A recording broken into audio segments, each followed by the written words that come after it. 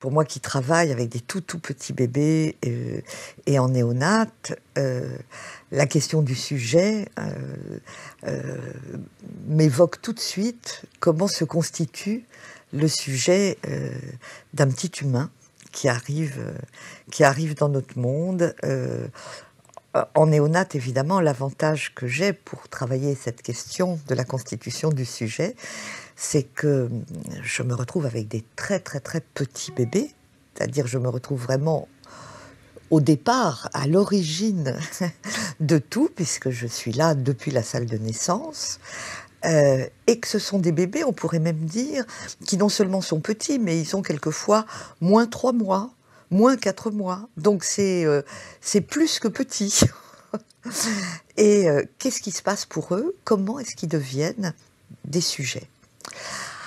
Alors vous savez, pour la psychanalyse, au départ, il n'y a pas de sujet. Pour la psychanalyse, au départ, l'être humain, n'est pas en position d'être un sujet. Il est en position, d'être un objet. Il est, l'objet du désir de l'autre. Il est l'objet de l'intérêt, de l'autre. Mais il n'est pas encore un petit sujet. On entend beaucoup dire aujourd'hui: «Le bébé est une personne, le bébé existe». C'est d'ailleurs curieux, je veux juste préciser qu'on met cette expression «le bébé est une personne» dans la bouche en général de Françoise Dolto, qui nous a appris année après année que le bébé n'était en aucun cas une personne. Que c'était du côté du sujet fallait poser la question et pas du côté de la personne. Un bébé, par définition, vous savez, est un grand prématuré, même s'il naît à terme. Quand vous voyez les petits animaux se tenir debout 3 heures après la naissance, être très rapidement capable d'aller chercher la nourriture, de s'autonomiser, l'être humain, lui, est d'une certaine façon beaucoup plus handicapé à la naissance.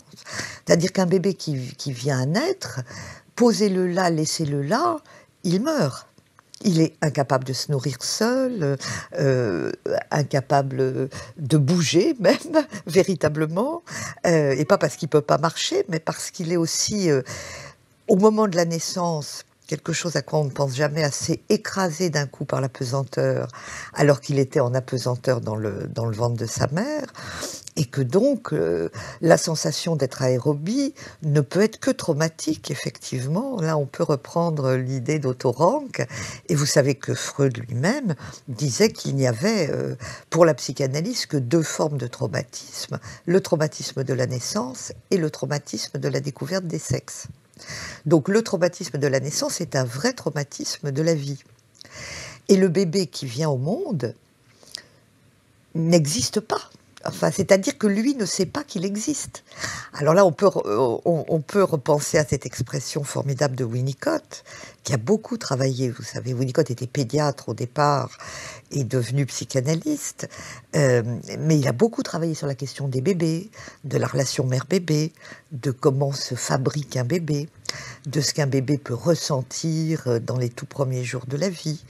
Il parle d'un effondrement, d'une peur de l'effondrement, qui retrouve après dans certaines maladies mentales très graves, comme étant des traces de ce moment-là qui sont restées et qui n'ont pas été, qui n'ont pas pu se symboliser, qui n'ont pas pu être dépassées. Donc le bébé, dit Winnicott, ça n'existe pas. Et ça va tout à fait dans le sens de pas de bébé sujet. Le bébé, ça n'existe pas, mais, dit Winnicott, ce qui existe, c'est ce qui se passe entre un bébé et la personne qui s'occupe de lui. Et c'est dans cet entre-deux, dans cet espace transitionnel, que quelque chose va pouvoir advenir. Le bébé vient au monde et on peut tout à fait, à regarder un bébé qui naît, comprendre que la première chose qui se passe pour lui, c'est une sensation de douleur. Et dit Freud, une extrême tension. Il crie parce que d'un coup c'est extrêmement difficile de déplier ses poumons, de respirer lui-même. Je vous disais tout à l'heure d'être écrasé par la pesanteur et très rapidement de sentir la douleur de l'hypoglycémie. qui est, paraît-il, chez les nourrissons, ils ont pu maintenant, les scientifiques ont pu évaluer ça, une douleur beaucoup plus grande que chez les enfants plus grands et les adultes.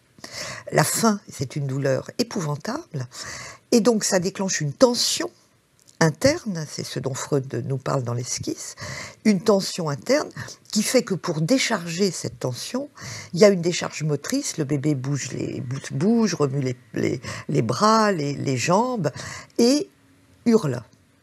Et il espère décharger la tension qu'il ressent de cette douleur-là à l'intérieur de lui. Et là, Freud dit, mais cette tension qu'il ressent, il n'est pas capable de comprendre pourquoi, de savoir ce qui lui arrive, c'est juste une tension. Il n'y a pas encore de représentation que quelque chose pourrait être en train de se passer. Si vous avez très très faim et que ça déclenche une douleur pour vous, au moins vous pouvez penser au frigidaire. Vous pouvez vous dire, tiens, j'ai rempli le frigidaire hier, je vais pouvoir y aller et calmer ma faim. L'enfant plus grand peut penser, tiens, on va me donner à manger. Mais le nourrisson ne pense pas.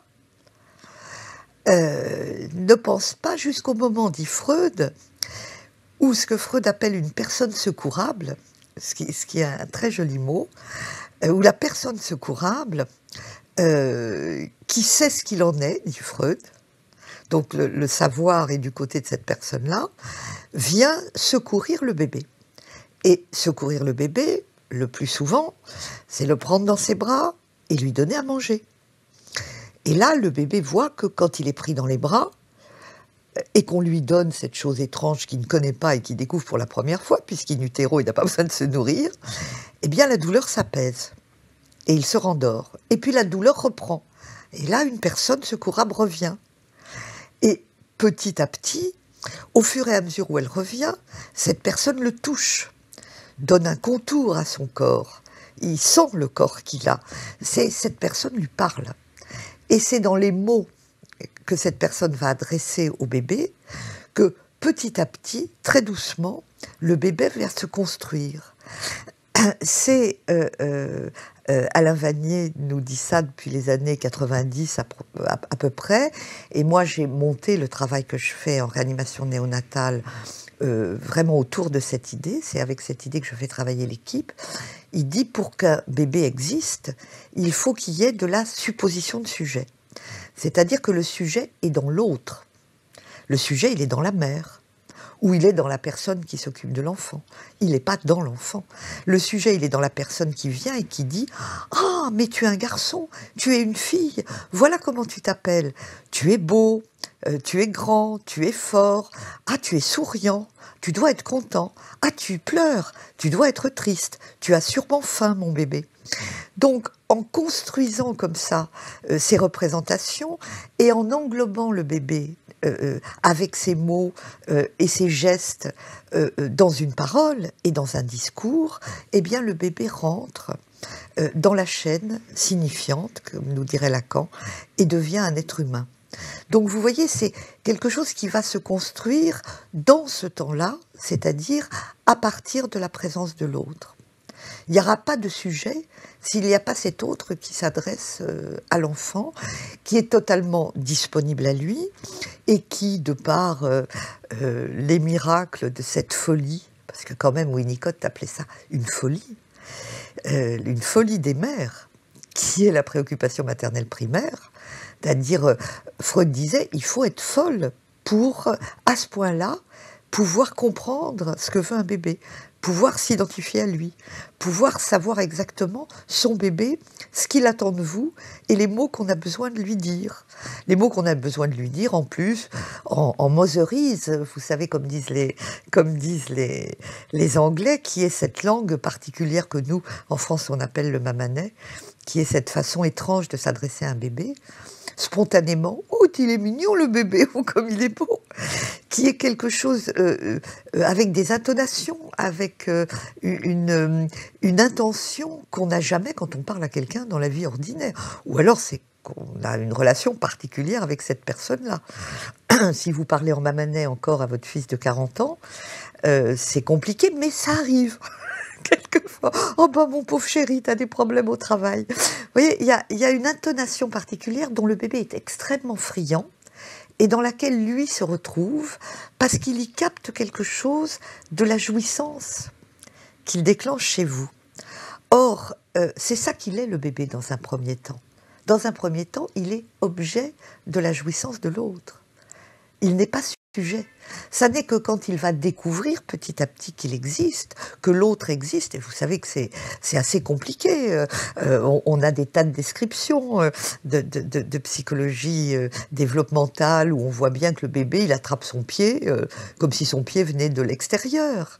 Et toutes ces études formidables de Frances Tostin, cette psychanalyste anglaise qui a tellement travaillé sur la question de l'autisme, qui est une question, quand on travaille la question de l'autisme, on ne peut pas ne pas travailler la métapsychologie des premiers temps et se poser la question de cette constitution du sujet, puisqu'apparemment il y a quelque chose qui semble ne pas s'être enclenché, on peut dire, à ce moment-là pour les enfants autistes. Eh bien, Tostin dit le sein n'est pas un objet extérieur qui serait lié au corps de la mère. Pour le bébé, le sein lui appartient. Si bien que quand il perd le sein, eh bien, c'est comme si on lui arrachait la bouche, comme si on lui arrachait une partie de lui-même. Ce sein fait partie de sa bouche, quoi. Donc vous voyez, la question de qui je suis moi, qui est l'autre, ça met un temps fou à se constituer. Donc pour qu'il y ait du sujet, il faut qu'il y ait de l'autre, pour qu'il y ait un acte volontaire, pour que le bébé ait dans l'idée volontairement, tiens, je vais crier pour appeler quelqu'un, il faut qu'il soit déjà un peu construit. Il faut qu'il y ait du sujet, sinon il n'y a pas d'acte. Alors, à force de répétition, quelque chose vient, mais sinon, Freud, encore une fois dans l'esquisse, le redit, tout ce qui est de l'ordre de l'acte vient de l'autre, dans les premiers temps d'un bébé. Donc voilà, le sujet humain ne se constitue que dans la relation à l'autre et que dans l'effet que le bébé va faire à la personne qui se penche sur lui. D'où l'attention particulière que j'ai demandé à l'équipe de néonates d'avoir concernant cette question de l'adresse au bébé. Et c'est pas seulement pour lui dire des mots parce qu'il aime bien qu'on lui parle, c'est vraiment parce que c'est le seul moyen pour lui de fabriquer une subjectivité et de devenir un petit sujet humain.